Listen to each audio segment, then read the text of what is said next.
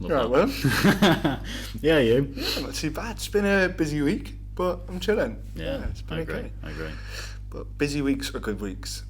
Especially when you've got your nutrition dialed in. Oh, they're the best kind of weeks, am I right? But the question is what does a dialed-in nutritional week look like? That was a mouthful, wasn't it? Yeah. No pun intended. Oh, I didn't even get it, but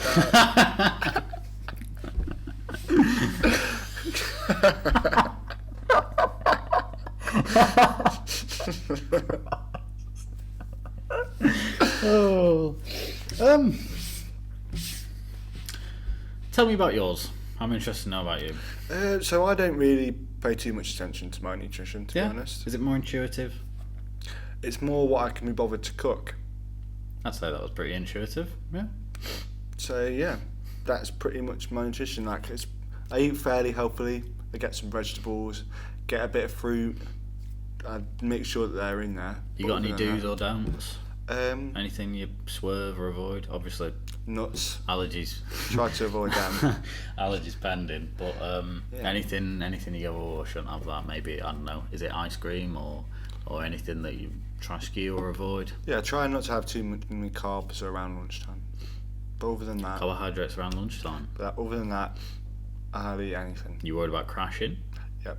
You feel a bit drowsy when you have them? Yeah, because around like 3 p.m, I'm knackered after. If I'm eating loads of potatoes or loads of rice or. Have you considered that it's not pasta. from the morning, the carbohydrates, that are causing you to crash later in the day?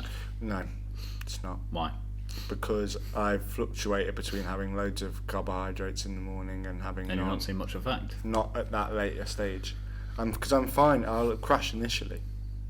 Initially? Yeah. Well, so as soon as you eat them? About an hour later. I'll So crash. soon after? Yeah. We're chilling. That's my fucking mind. It's got about 100 tabs open. So it's immediately after. That's rather strange, isn't Why it? is it strange? Because you'd expect that the insulin spike, the blood sugar spike, opposite way around, would take some time. That's often what you see. Yeah, but I'd say an hour's probably within that region, Yeah. but I wouldn't think it would affect that fast. I thought maybe 3 hours. what till you feel drowsy? Yeah, until you start to sort of feel some effects. But that's interesting. Maybe to my know. body's just rapid with it. Uptake's quicker. Do you have a fast metabolism? I do. Yeah. Struggle to put on weight. Have you considered fasting at all? Yep. Did intermittent fasting for a while. 16 to 8? Are you on about times there? Yeah. Yeah, so no. What would you? I What would be fasted the schedule? between breakfast and a late dinner. Didn't have lunch. I had an early breakfast at 6 a.m. Okay, and so a that's late not dinner. fasting. Okay, we've got that cleared up. Well, that is fasting, right? No, What's that then? that's the complete opposite of fasting, because you're just having meals at opposite ends of the time. Yeah. So that's So I fasted throughout the day. for 8 hours while you were asleep, as everyone else does. Skipping lunch and was the done whole nothing. day. Well, not the whole day, because you had breakfast at what time? 7 6. o'clock or something? 6, and then when did you have dinner? 6. 8. 8. Yeah. So again, this 10-hour window, not really going to do much for you. Okay, what would you recommend? Big lunch, big dinner. Have lunch around, because it's about meal time, not fasted time. Okay. So your sort of your consumed hours, or what's it called, your fed window, your feeding window, this section of time is actually prolonged Right. because you're eating at 6 in the morning and having dinner at 8. So your feeding window is from 6 till the time you stop eating, so 9 o'clock or whatever. You want to constrict them. That's what fasting is a shortened feeding window. So you skipping lunch has no effect from you having lunch in the first place, because your feeding windows throughout that entire period of time. Well, because my body's metabolizing It's your that. last meal, yes. It's your first meal to your last meal. And so if you have lunch and dinner, lunch at 2 or 1, and then dinner at 6 or whatever, and then you're constricted then to this small window, and then you've got a 16-hour period of where you're starved. That makes sense. Where Yeah, you're fasted. I get you. Do I you do think that? you should give it a go. I've been doing it since I was 15, so 6 years. 6 years, yeah, exactly. Yeah. Oh, you're hardcore 6 years into and this. 1 month now. Yeah. Wow, big moment. I take the occasional off day. Sometimes it's not conventional. God, you're a crazy guy. I know, exactly. Live life on the edge. So sometimes I'm not rigid, and sometimes I really am. Sometimes I will fast until 4 and make it a really long one. Are you going to be like this for the entire hour?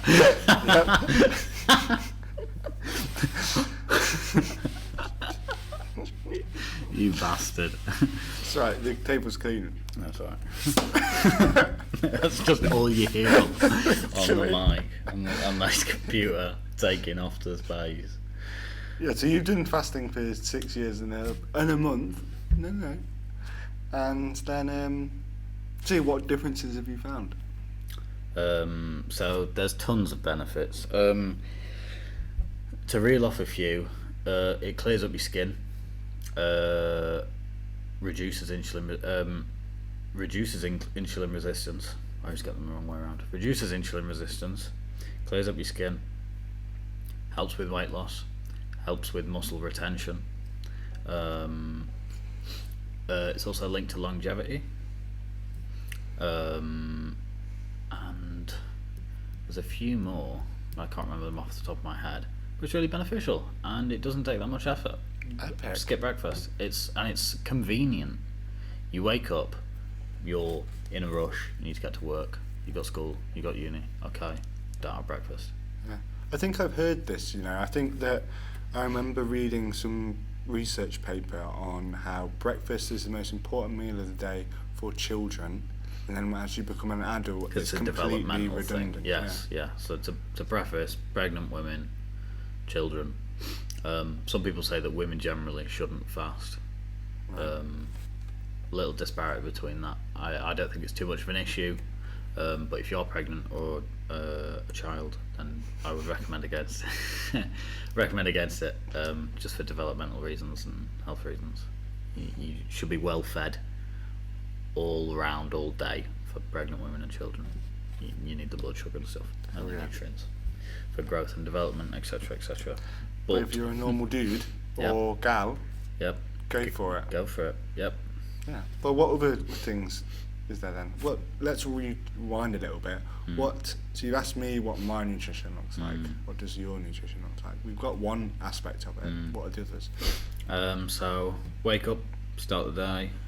I'll have about half a teaspoon worth of salt, just table salt, and about 500 mils of water, and then start the day, and I'll be fasted up until 1 is my cut-off point, and then if I feel like I can go longer, I will, naturally. There's no point for me eating if I don't feel hungry, and so I'll prolong it until I do, and if I do, then I shall break fast around 1, if not later, and I'll have protein first, any source of protein, so soft boiled eggs,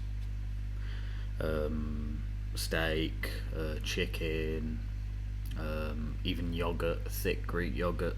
It's got loads of protein in it, and then I'll have it with some carbohydrates, whether it be like a tortilla, it's like a quesadilla or something, or maybe I'll have some vegetables, maybe I'll have some spring onions and soy sauce with the soft boiled eggs or something like that. Have it Asian style and have it on top of rice or something like that. My eating after I fasted is rather intuitive, and I'm not too concerned with stuff. I shall eat what I like. I'm not too rigid, not too focused on much. And so dinner is usually similar, but they will both be big meals. So they'll be bigger than your standard meals. So I'll have like a full pot of yogurt, 450 grams of Greek yogurt, which is a lot of yogurt. There's 46 grams of protein in it. It's about 380 calories, so it is super lean, super high protein, better than a protein shake, so you don't need any stupid supplements or anything. And I'll stick some honey in it and some banana or some blueberries or something. Maybe crumble up some dark chocolate in it as well. Go full out, because I can. because I've skipped breakfast, and so I've got 600 calories free to then load up onto these 2 smaller meals, which is great. It's great fun. That sounds amazing. And then during my cut, when I was trying to lose weight back when I was 18, I would skip breakfast, and then at the end of the day before I went to bed, I'd have a full bar of chocolate. So I was on about, because I was so light at the time, and I was so thin already, but I was still on a cut to try and lean down. My calorie intake was only like 1,400 calories, which isn't very much, and so I couldn't fit in these treats that I wanted, and so I'd fast quite late, and then I'd have my lunch, which would be like turkey, something horrible, and ground turkey with 0 calorie sriracha on it, or some horrible hot sauce that's 0 calorie, and then like some 0 calorie vegetables with like some carrot shavings and some pepper or something in there. Turkey's horrible in every way, but I like the dark meat from turkey. yes, wonderful, big turkey leg, but turkey mince is disgusting. Avoid it at all costs. It was horrible. Anyway, because that was so awful, but the fact that I fasted allowed me these extra calories, and so at the end of the day I could have an entire bar of chocolate and I'd still be within 1,400 calories, which was amazing. I was like, whoa, That is quite impressive. this is so cool. I get to have a full bar of chocolate every day if I want, while getting down to like 6% body fat. I was so happy. It's quite it was impressive. insane, yeah. And so it sort of works in that way, and it's not very it's not very nutrition based. Mm-hmm. You're just allocating, and I know some people allocate towards just one meal a day. They just have one big meal whenever they want, just one big meal. I don't advocate for that. I don't think it's brilliant, and I think it's bad to overconsume in a small amount of time. I think 2 big meals is nice, but having 150 grams worth of protein in 1 hour, along with 100 grams of carbs, 80 grams of fat, and 2,300 calories is not ideal. That's not a digestible, not nice thing to put yourself through. And I think that has some sort of some bad stress on the body, that to digest of that amount of food in such a short period of time. However, some people do it, and some people may say it has benefit, but I swerve it. 2 is good for me. Yeah, I think you found your level that Have works 2 and a quite snack. basically. Yeah. On a chocolate bar. Yeah. Living the dream out here. Yeah. So I don't know if you want to talk more about nutrition in general, whether you want to talk about, so like, you eat vegetables. I do. I eat none. I do not buy None? veg, no. In my fridge there are no vegetables other than chilies, ginger and garlic, which don't really count because they're more for seasoning. I don't eat vegetables. So where do you get your vitamins and minerals from? Fruit and meat. I don't eat vegetables. Fair enough. Okay. I swerve potatoes as well. Not big on potatoes. I've noticed that the Western world love starchy potatoes and stuff like that. Yeah. The Eastern world favours rice, and you see a lot of gluten intolerance in the Western world, whereas in the Eastern world you don't. And rice is their main carb, their main starch. And also you see people in the West eating brown rice, which is rice with the husk on. So they've not taken the husk off the rice, which is why it's brown. The East don't do that. Why would they go about taking the husk off every single grain of rice through this process if it wasn't for good reason?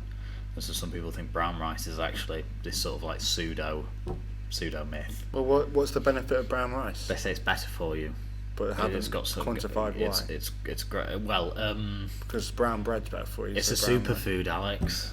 It's a superfood. Eat brown rice. It's Is a it the same superfood. process, same logic as brown bread, as in? Yeah, to an extent. Is that it's just like it's more nutrients. Yeah. Like the nutrition will be in that husk that you're on about. when you're removing it. So it makes sense from that standpoint of the brown bread, white bread thing. Of the white bread is this ultra processed thing that's removed all of its nutrients. Yeah. And you sugar see, now. yeah. That's all you're left with is the bad stuff. And so it makes sense.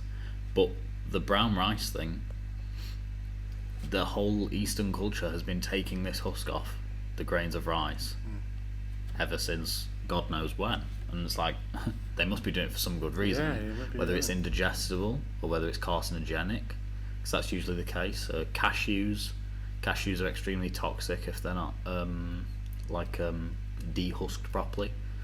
So there's good reason to avoid that, and I don't know why.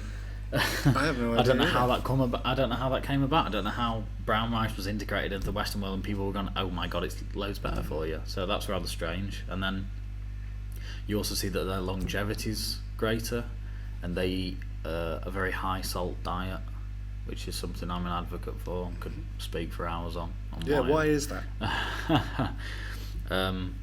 So I think, as with the fasting thing, breakfast is the most important meal of the day was actually a slogan by Kellogg's, and was in an advert of a magazine, and it was like the front page, and it just caught on from then on, and then everyone thought breakfast is sort of an old wives' tale, to be fair, and so there's no basis for that being the most important meal of the day. And similarly, you've got the butter to oil debate, which we'll go into a bit later, as that butter was great, and then it was sort of demonized, and you were supposed to have margarine instead. Margarine was the healthier version, and then it's flipped again. And then sort of a similar thing with fat. If you've ever seen low fat things, what does that mean? Why? We within the 2000s, the early 2000s, we thought fat was this sort of buzzword, that it was bad, and that fat literally meant body fat, like visceral fat. And we thought, okay, if we remove fat, we won't get fat. Yes, and obviously that's not the case. Fat is healthy. Fat's in avocados, it's in nuts, it's great for you. You need it. In fact, the only nutrient, the macronutrient that you don't need is carbohydrates. You could live on just protein and fat. Carbohydrates are the one that aren't a necessity. That's preferably why you swerve it. You can live without carbs, but you can't live without fat and protein. Just because carbs are cheap and fill you up. Yeah, carbs are like the filler. They are the Amazon packaging of the nutritional world, sort of thing. And not to say I'm against carbs, because I'm not. Like I said, I eat rice and stuff. I don't eat bread though. That's one thing I don't eat. No, I don't buy bread I don't buy bread at all. Don't like a little sandwich occasionally. A little bacon sandwich slaps. A good old meal deal. Happy to indulge. You just don't buy it. But bread generally, no. I don't know if you get this at all, but porridge oats really don't sit well with me at all. Don't know if there's something in it. I think it's these slow carbohydrates, these slow energy release. Porridge oats do not sit well with me. Every time I eat them, I get stomachache. If you have them raw, they're horrible for you when you have them raw. There's overnight oats. Yeah. People love these. Really loves them. Put your oats in the fridge overnight, and it sort of goes through the cooking process basically in the fridge, is that they absorb the liquid, is what you're doing when you're cooking it on the stove. And so that's just sort of like a method of cooking it, which is fine, but you still get this harshness that I get, whether it's a light gluten or celiac intolerance, who knows. But I swerve oats completely because they just don't do me any good, and I feel like that's important, is to have these individual differences, because I think it's a very hot topic. To work out which bits you don't actually want to eat, and what works best for you. And I think we've discussed that, haven't we, with the carnivore diet, and I think that's also why people find veganism to work as well, is because it's this reductionist approach. You're eliminating everything from your diet and just keeping in things that are inherently good. I think the problem issue with those diet things is that it's very easy to get them wrong. I mean, I remember reading literature around that it was on major depression and anxiety disorders, and it was suggesting that people who were vegan, or I can't remember what the other one was. Was it Parkinson's diet or something like that? Paleo? Paleo, it might have been. Don't know what that is, but maybe. Paleo is no processed foods. Right. No, it wasn't that. Okay. We'll stick with being vegan. Might have just been vegetarian. Yeah. But so pescatarian? We'll just. I'm thinking of P words. Yeah, let's go. So it was people who were vegan, and they were statistically more likely to have major depression and all these other Really? things. Yeah, Wow. massively more so. Wow, you'll have to put that study in the description. Yeah, so it was like 7 times more likely statistically Whoa, to have that's crazy. to have a mental health disorder, and then there is also like a correlation to major depression of like 2.6 or something. And did it derive whether it was it like what came first, chicken or the egg? Mm-hmm. Was it the depression and then veganism, or was it veganism and then depression? Because that's what interests me. Yeah, so it was a very complicated way of doing it, but they found out that it was around a third of these people who had a general mental health people, the causation was their diet. Oh, I see. And that was the primary trigger that they could identify. And did it give any reason why? Yeah, it was If you can remember. It was protein related. Oh, so a deficiency. Deficiency a lack. in protein. But then they found that the individuals who were vegan and whatever the other one was, that accessed the right amount of protein, had the opposite effect, in that they were statistically way less likely to have a mental health disorder. With more? Sorry. So if you were a vegan, but you got the correct amount of protein, you were statistically less likely to get a mental health problem than the general population that isn't so vegan. It was protein then? So it was protein was the factor then? Yeah. Well, all from our implications. That's what the study suggested. Oh, okay, that's nice then. Okay, yeah. So it was directly protein related then? Yeah, to a third of everybody that was vegan in this study. But then the study also said that if you were vegan and you ate the diet successfully, you're less likely to have any problems than if you were to eat meat and still get the same amount of protein. So that a good vegan diet is better for your mental health than a normal diet. It's just the act of getting that diet correct is difficult. Well, as with the reductionist approach, I would go vegan to then know what I could re-establish into my diet, and I would also go carnivore in order to know what I can re-establish into my diet. But I would never take either of them as my new life.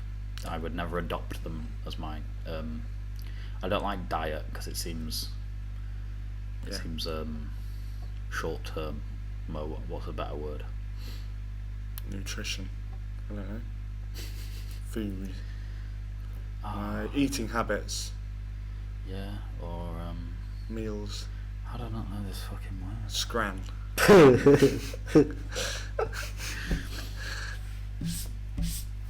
What is it called? Explain it to me. In a sentence. So diet. When you think diet, you think smoothies only, Kim Kardashian, 6-week period or whatever. Yeah. Diet. But I'm on about more lifestyle. And we'll say lifestyle then. Eating habits, no lifestyle. There you go, bosh. Carry on what you're saying. Can't remember. So you're on about how... I'm sorry. Yes. Right. So about this reductionist approach, I wouldn't integrate either of them as a lifestyle. I would just do them for a prolonged period of time to then know what I could reintegrate, because I feel like they're not sustainable in the long run. Would you agree? I think they are sustainable in the long run if you get it right. Okay. I think I agree with your point in that like matches. Michaela Peterson. But I think that's... know about that. Yeah, I think that's a weird way of doing it because she's limiting herself for weird reasons. But that's she's what being I see it weird as. with it. How would you approach it then? How if you say you think it's sustainable, how would you go about that? Because Michaela is having to take an air fryer through customs so that she can have steak 24/7. How do you make it sustainable? How would you do that? So I think it's about being real with yourself and doing some research, finding out, okay, what nutrition do I need? What diet or prolonged eating habit do you want to achieve? Is it, and why do you want to achieve it? You need to establish all of those things before you start thinking about making any changes in your life. Think about, okay, what foods do I need to eat? that match up with the foods that I can eat to match my beliefs or values And so in this that's- diet change. And so how would you go about that? Because that Yeah. would be initially becoming carnivore Yeah. and then reintroducing. But you said you think carnivore is sustainable. Yeah, I think that So you... how if it's only meat? Yeah, okay, so I think that, well, if you can get all the nutrition, I don't know if you can get all the nutrients that you need, probably not Yeah, from you can. meat, okay, then why can't it be, With an exception of maybe like some lime juice for some vitamin C. okay, then Otherwise why... you get scurvy.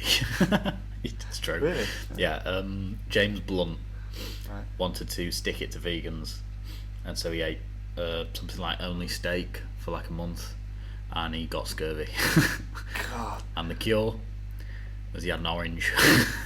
And that's it. that solved them. Yeah, that was Okay. it. So all he had to do was Class. just have a bit more, bit Bit more. orange. Yeah. All of that to get some So vegan yeah, people. just to annoy them, and I support him in that it was rather funny, but it was also funnier that the irony kind of scary. struck him on the head. And I was Yeah. like, you could have just had a little orange and you would have Yeah. been fine, mate. But now you're But like exactly, ill. that's the point in that he didn't do the research in what he needed to Yeah, eat. And he things. overdid it. Yeah, Well, not even overdid it. If he had known that he He needed vitamin underdid C, it. yeah, exactly. I mean, but exactly that's the perfect example. Then he could have had steak every day with an orange and be chilling for the rest of his life. Mm. But is that sustainable? Could you eat like that? I couldn't. Not me personally. I mean, I don't think I could, but some people can, and I think For sure, that's fine.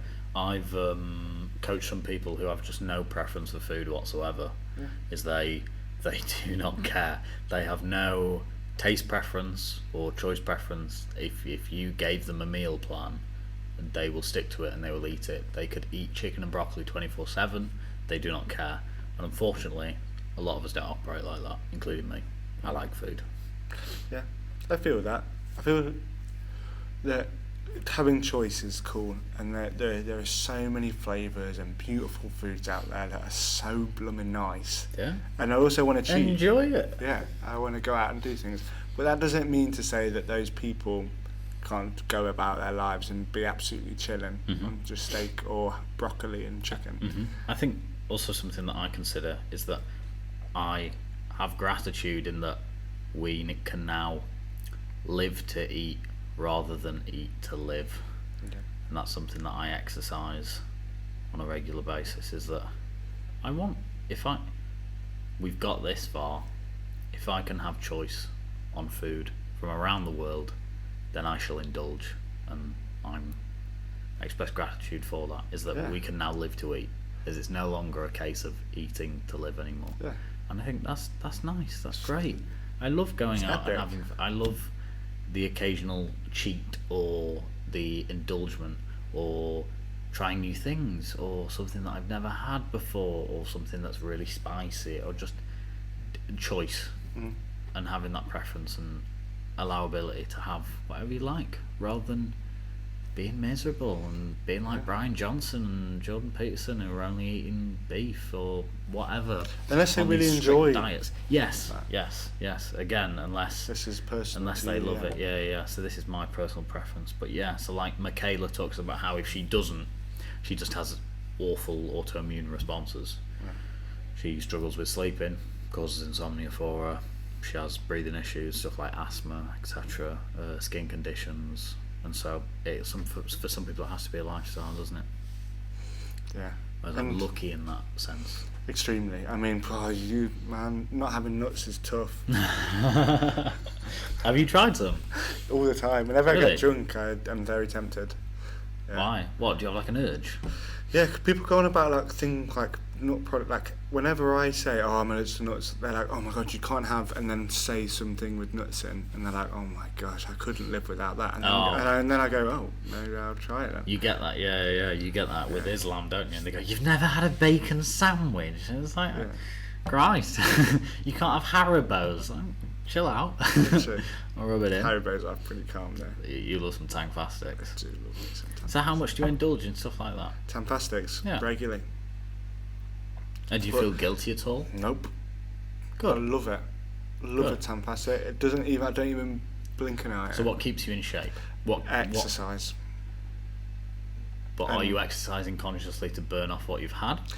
Where's the discipline?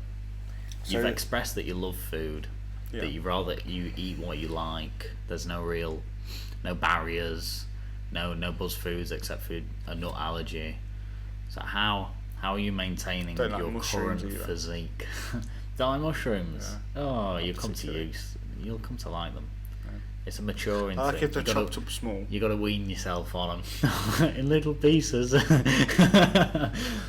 Mum hide them in the bolognese? Get you down that. Yeah. So to answer your question, I exercise definitely. I think that I wouldn't allow myself to put on too much weight at my current state. And where does that? How do you know? Do you go, I'm looking a bit pudgy in the mirror? Yeah. I will look at myself. Measure, or you weighing a scale? Is there anything? Have you got some bad habits? So I will weigh myself, but I try not to. Yeah. Especially, I will do visual checks very often, probably most days. I think visual checks are fantastic, and I recommend this.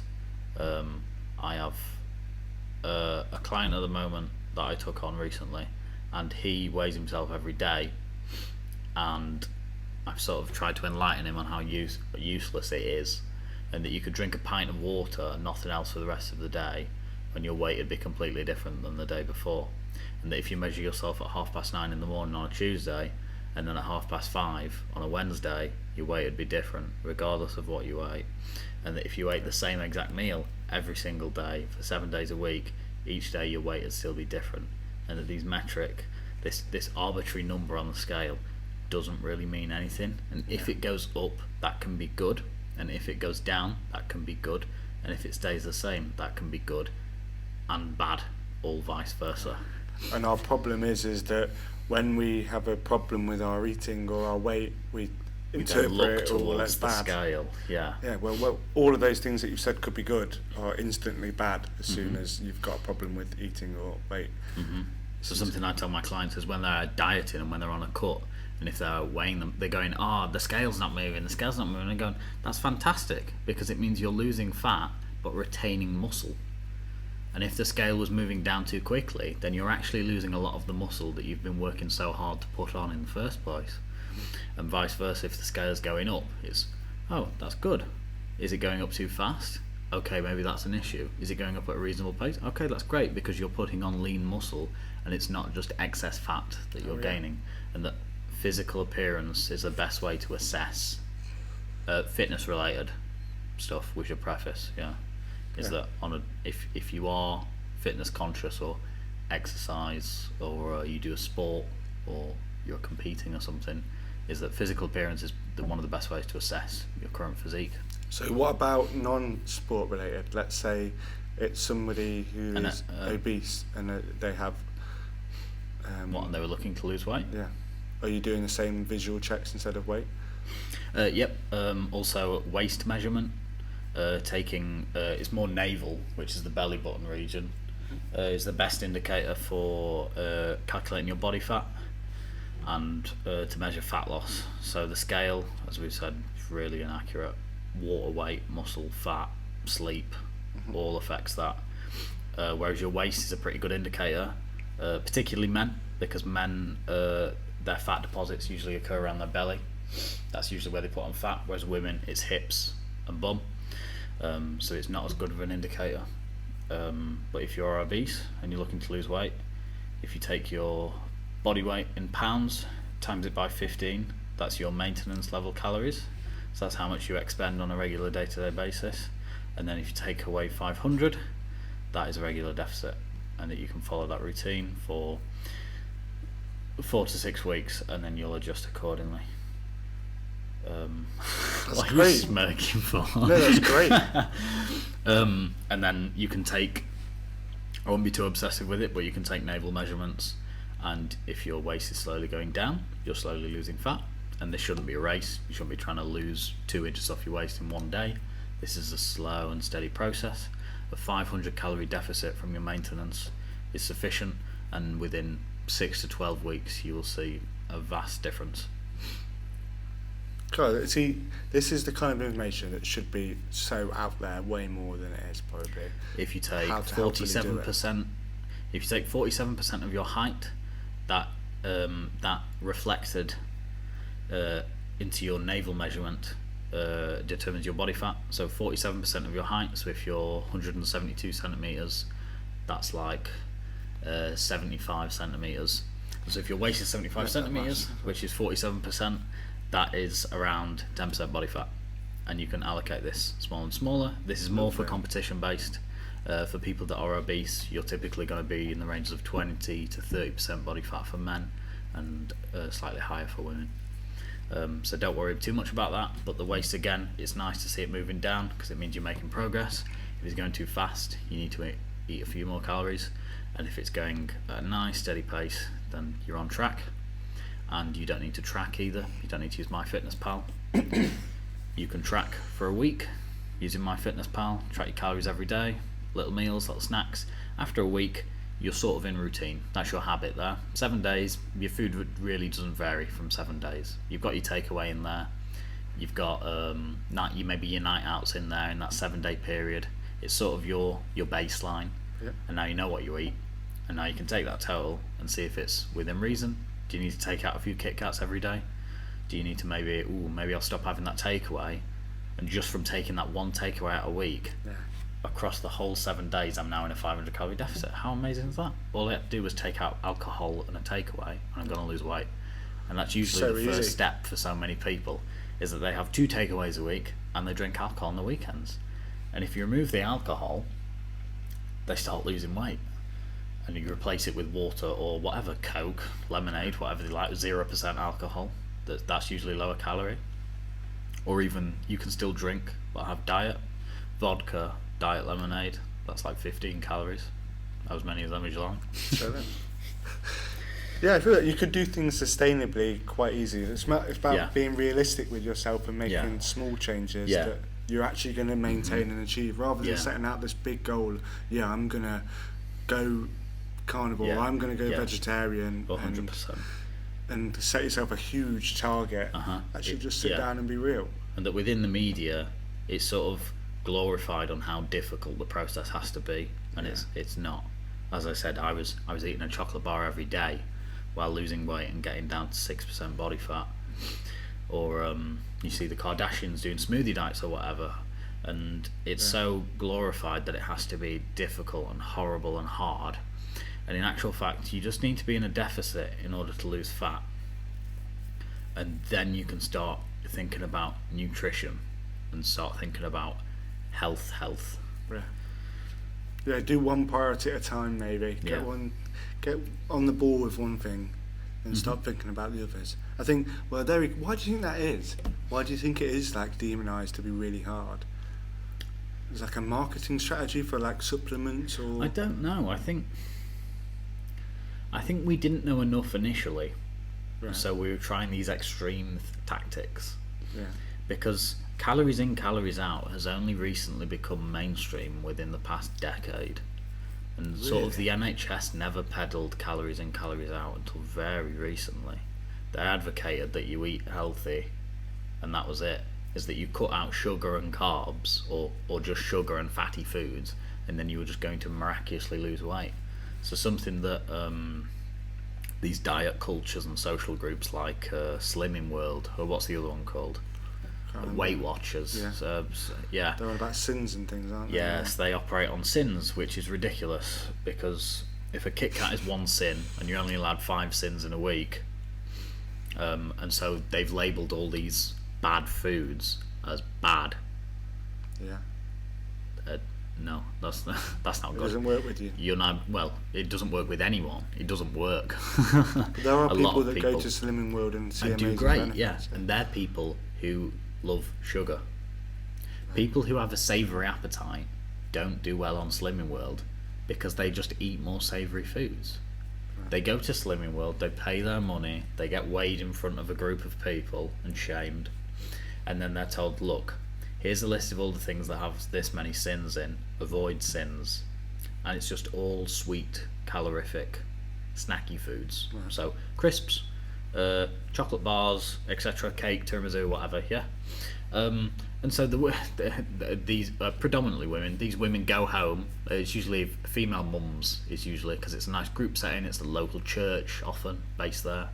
So it's middle-aged women looking to lose a bit of weight, and they go home and they go, "Oh, it's brilliant! I don't have to eat any chocolate or anything. Lasagna's got no sins in it," and so they have 4 servings worth of lasagna. Yeah.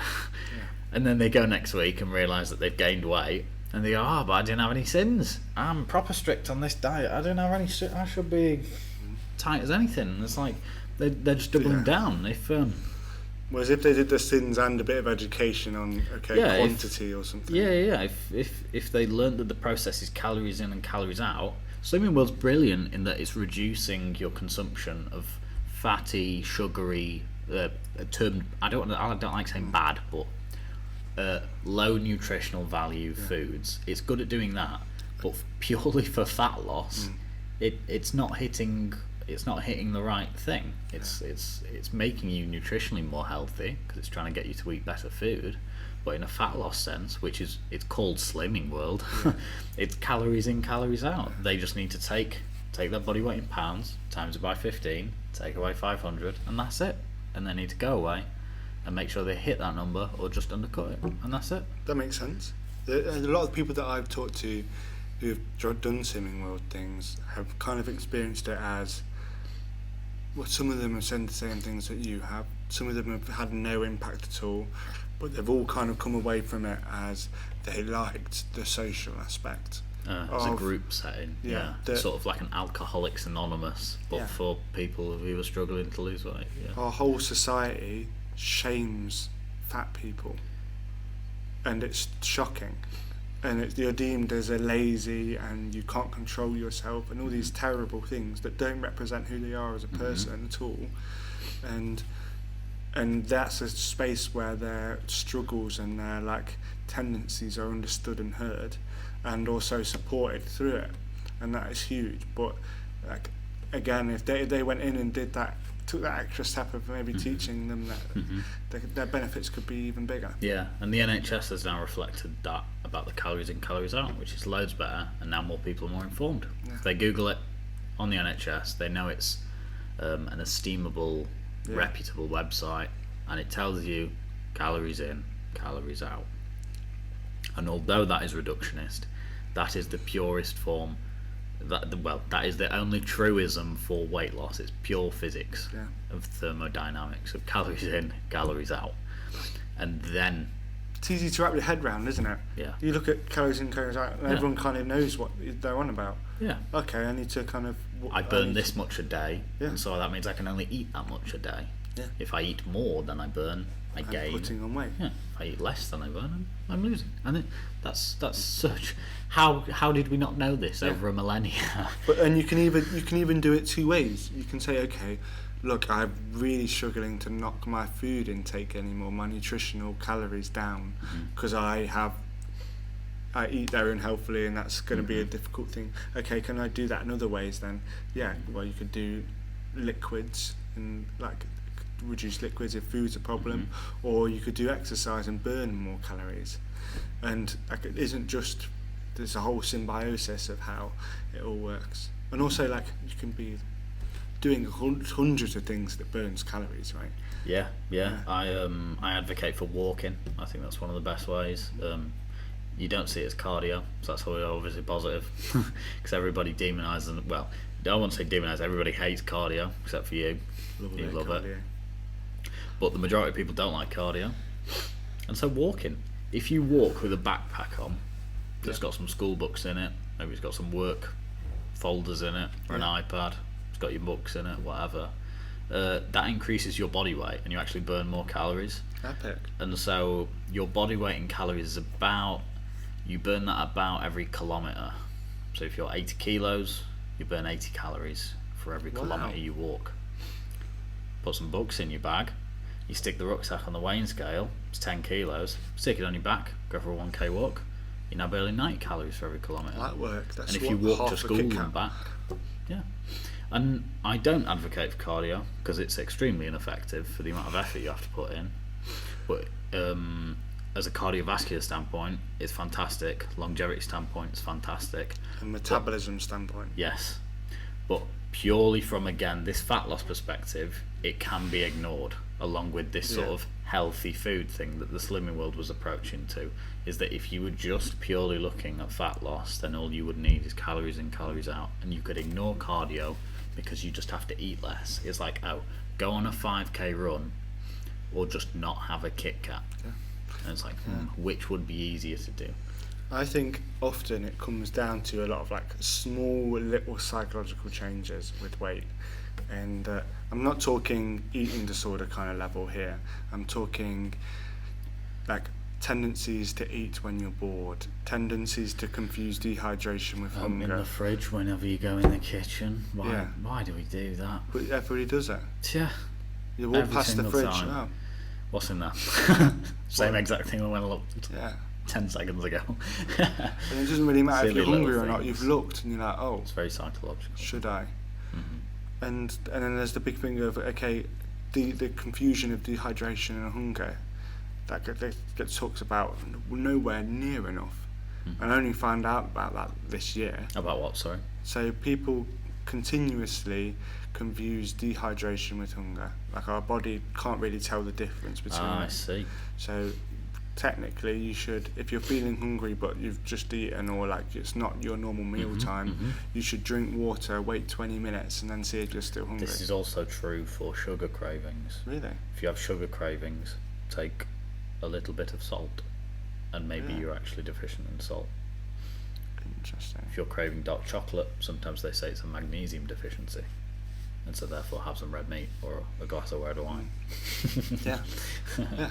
Or it's like Your a body is telling you things, yeah. 100% it's telling you things, and it can even be like a loneliness thing. Like you are statistically more likely to eat more if you're lonely. Yep. I can't remember what it is, but there's a statistic out there. Yeah, and if you're sad, there's obviously comfort eating, there's dopamine eating, chocolate. Huberman's just talked about this. What did he say? I think cocaine does 3 times your dopamine level. Cold ice baths is also 3 times the same as cocaine, and then chocolate's like 1.2. God.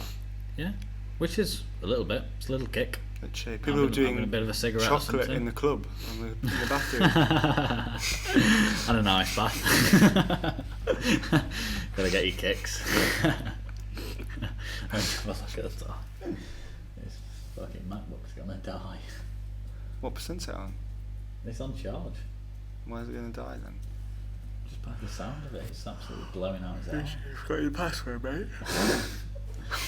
It's either Touch Smart 1 or Touch Smart 50 minutes, that's decent.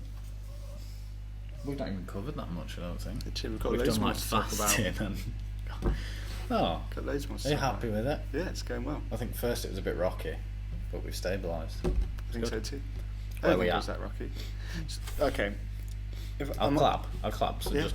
I want to mix Just it up a little tell bit. me now, yeah, go for it. So kind of, I want to mix it up a little bit. Can we talk about No, this let me study? clap. Okay, go on.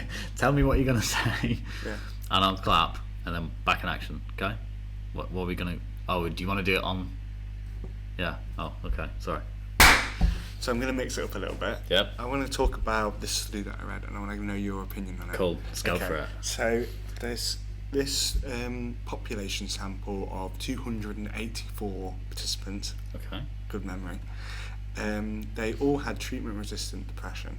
Wow. So they had gone through, I think it was 7 therapies, and 7? Yeah, That and- is treatment resistant. yeah, there's this whole. That's a lot, that is yeah. very thorough. I thought you were going to say 1.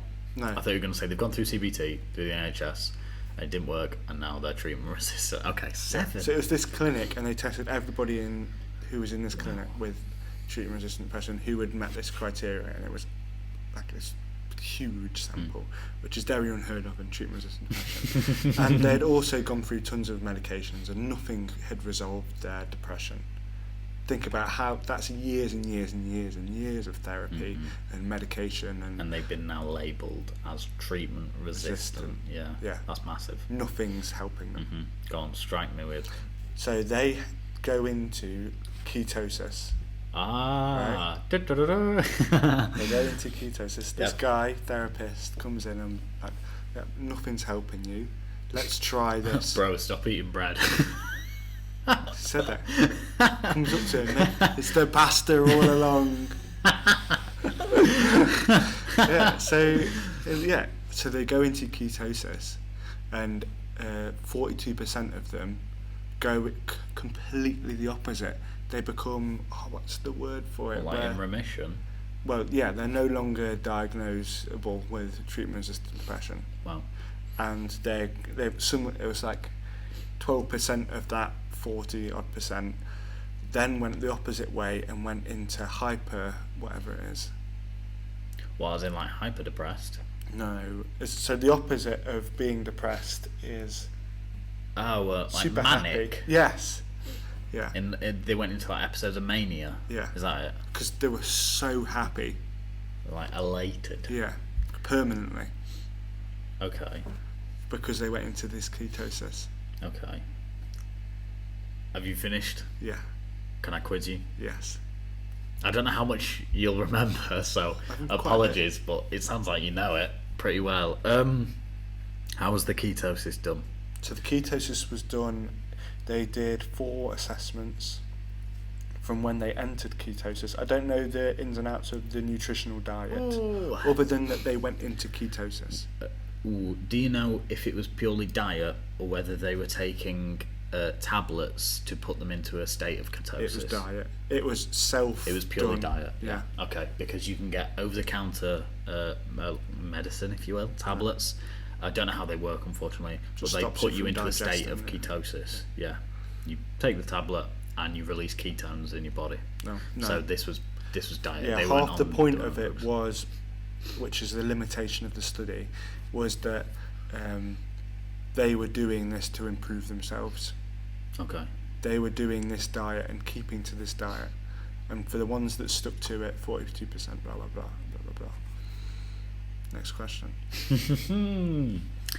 That's really exciting. It is so cool, isn't it? Wow. When I read it, my mind went, woof. Imagine how we could harness nutrition to impact psychology. That's crazy. I think of the NHS and think of NHS distributed meals and think if they were all, do you know what I mean? That would be so interesting. If there was a ward that housed, I don't know the ins and outs, unfortunately, but whether there was a wing or a ward that had inpatient people with low-level mood disorders or whatever, they had anxiety, ADHD, or depression, or low-level things, maybe autism, maybe in there, bipolar personality disorders, etc. Some low-level things, and whether they could be put on a sort of 100%. NHS special diet is not even knowingly. It's just that's what they served. I mean, that's what the NHS Cafe cards should be going doing. around, and That's a holistic treatment. that could be obviously there's so much to consider. I don't know how much the NHS goes into depth with their cafeteria aspects, but I don't think they play much part in it. It's the previous, look into it of healthy meals. Okay, so it's pretty outdated then. Yeah. Because when I went in, I had fish fingers, which I hadn't had since I was about 6. You like a fish finger though? Good old fish finger sandwich, but some proper You don't like homemade bread? ones, some chunky ones. They're special though. Big chunky cod. Anyway, Don't get me for another day. It's a whole podcast on its own. Do you like what's the white sauce called? What, the fish sauce? Yeah, what do you call it? I don't know. Oh, I just call it white sauce. That's what my grandma always called it. do you know what I mean? You're ketchup and there's that white one, isn't Yeah. there? Oh, what, mayonnaise? No. The fish sauce. You know is what white. I'm on about? Yeah. What's it called? Begins with a B, right? Nah. I need to Google it. This is gonna kill No, me. it begins with a B. Where's my phone? It's on record. 100% begins with a B. Should I Google it? Yeah. What am I Googling? Tartar sauce. Fuck me again with a B. Tartar. It's tartar. Tartar. Hey, click this. Tartar. What a shit podcast. No, it's good. Anyway, enough of the tartar sauce and fish finger sandwiches. NHS nutrition meal, oh my god, they could be so... Literally. Oh, this is insane. Yeah. They could be so... And expand to the it, point. right? Oh my god, that Expand could be it crazy. if the government, NHS, said, look, we will say, let's do a reduction in benefits, but we'll send you meal boxes. Now you're talking. And with instructions for how to cook. And you say, what? I think it's a ridiculous amount of the percentage that have mental health problems are low socioeconomic. It's ridiculously high, like 60-odd%, which shouldn't be that high in my opinion, but anyway. In that, imagine if some of those people that are struggling with mental health and have all those other pressures on in life could say, look, I could get a really beneficial meal for me prepped and delivered to my door in exchange for a reduction in my benefits. If the NHS ran that, I think people would do it. I think it'd be amazing. I completely agree. Yeah. And I don't think it would take much to implement either. No. I think it's such a low level strategy that would be so beneficial. Yeah. Especially within a hospital unit as well. The hospital units, care homes, that kind of thing would be amazing. Yeah. You could start off with care homes and slowly integrate it to larger, because obviously maybe a hospital has a different process of doing this. Maybe they've got multiple kitchens over multiple wards or something. However that's operationalised, I don't know. But maybe you could start off small, little areas. Maybe you could work out of the church, a community centre, to provide to people on benefits, and that funnels out of there. Yeah, almost like a HelloFresh thing. Yeah, exactly. That in my mind, that's how it's kind of working. That you get the card, tells you how to prep it, you get all the ingredients. Because imagine what impact it would have. Like, we're talking here about how a little change in your diet can have such a big impact. Imagine if you've got a fresh meal that you could cook and it tells you how to cook it every day. I'd 100% sign up for that if I could. And pay I would. For it. Yeah. I mean, I'm very tempted to do HelloFresh, but it's ridiculously expensive. I don't like HelloFresh. Why That's not? another topic. Why don't you like it? Food quality is poor. They're overly conscious environmentally, but they're not, because every single item comes in a plastic bag. Right. Nothing. Occasionally stuff's loose, and occasionally they use paper bags, but they just use plastic for everything.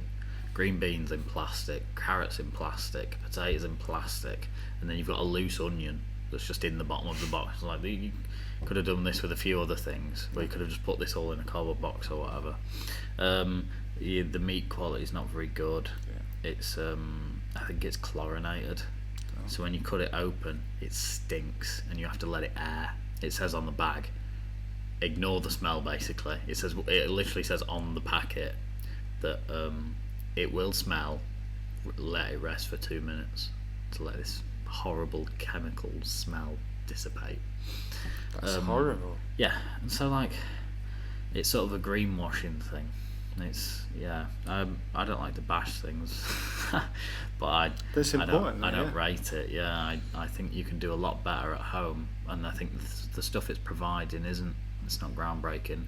I think what people are missing is inspiration, not skills. I agree. If HelloFresh just sent you pictures of menus with the ingredients on it, I'd rather have that. People don't want pre-packaged rubbish that's exactly the right portion that you need it. People just want the inspiration for the item in the first place, because making the food is simple, quick and easy. Yeah. And so what you're after is the meal itself, and I think nutritionists play a good role in that. Because as a personal trainer, I'm not allowed to make meal plans. Really? Because you're not a nutritionist? Not allowed to. I'm not covered under insurance. That's so cool. Yeah, so I'm not allowed to give meal plans, but something that I agree on is that if you give people meal plans, you're sort of giving them the fish rather than teaching them how to fish. Yeah, that makes sense.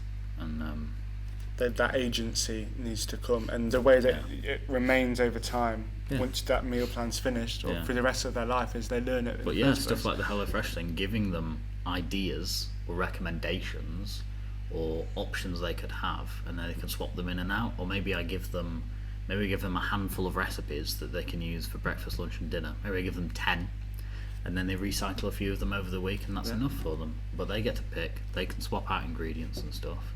It's not so rigid, and they still have the agency to learn what they're eating and stuff. And as well as the fasting thing, is that reduces you down to 2 meals a day. Some people struggle to make breakfast in the morning, or some people might struggle to make dinner in the evening, being tired. Maybe they have lots of kids, and so it reduces a bit of pressure and a bit of workload, because waking up and making breakfast for 5 kids every single morning and then remembering yourself to eat can be quite difficult, and that's why some people avoid it. That's where some people sort of fall off a bit of a cliff. I think it's so easy to do, isn't it? Yeah. I think it's unbelievable how such a low barrier to entry and the effects that it could have. But that's why it's so important, right? That's why there should be like, teach that model, teach that calorie in, calorie out model. Let's get it out there. Let's talk about it, and people will benefit. Have you heard of Couch to 5K? Of course I have. NHS peddling that. Yeah, it's wonderful. Great scheme. And so cycle to work. It's wonderful. Yeah, cycle to work. Yep, I remember that. Gosh. That was implemented like in 2015 or something. What a scheme! What a scheme! What's the percent that you get off the bike? Chunky. It's like. It's big, isn't it? Yeah, and then you get the rest of it off paychecks. Oh really? Yeah. Wow, I knew it was decent. I knew you got like 40% or something. Yeah, it is like 40%. Because it gave so many people incentive to actually buy a bike. Oh my god, it's such a good scheme. Such a good scheme. I mean, How did that get pushed out there? How? Yeah. How did that get pushed?